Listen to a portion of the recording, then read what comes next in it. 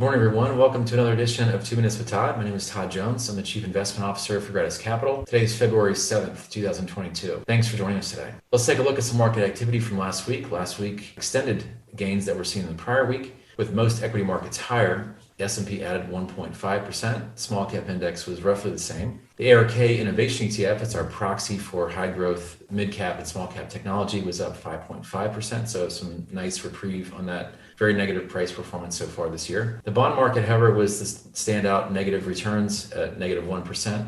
This adds to the negative 2 or so that was coming into this week.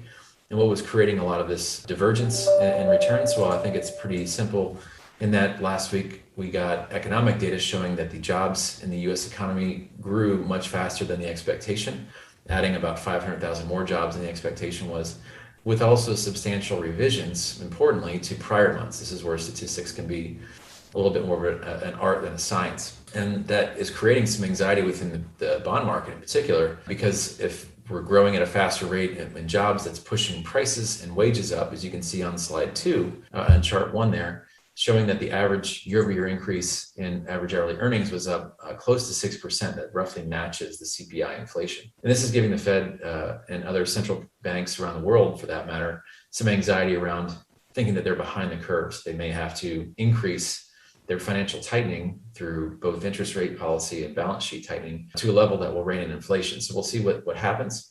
We think that it's actually probably a pretty high probability that they do more than the expectation is this year as inflation ramps up and continues to remain at higher levels. And so we'll be watching that very carefully over successive Fed meetings. The other chart I wanted to point out, this is slide 4, chart 2, which shows an important milestone for Bitcoin. And basically what the milestone is that Bitcoin, since inception, hasn't come anywhere close to dollar volumes moving around its network relating to a network like Visa. However, it's important to note that last year was the first year that Bitcoin transfers between addresses and economic value eclipsed that of Visa total card spending. So it just gives further validity to the fact that I think Bitcoin is becoming a more mainstream asset, much more palatable from a regulatory standpoint, and that it's becoming an asset that's very interesting to take note of, and one that, as you all know, we've had on our radar. Thanks for joining us again. We'll see you sometime next week. Have a great day.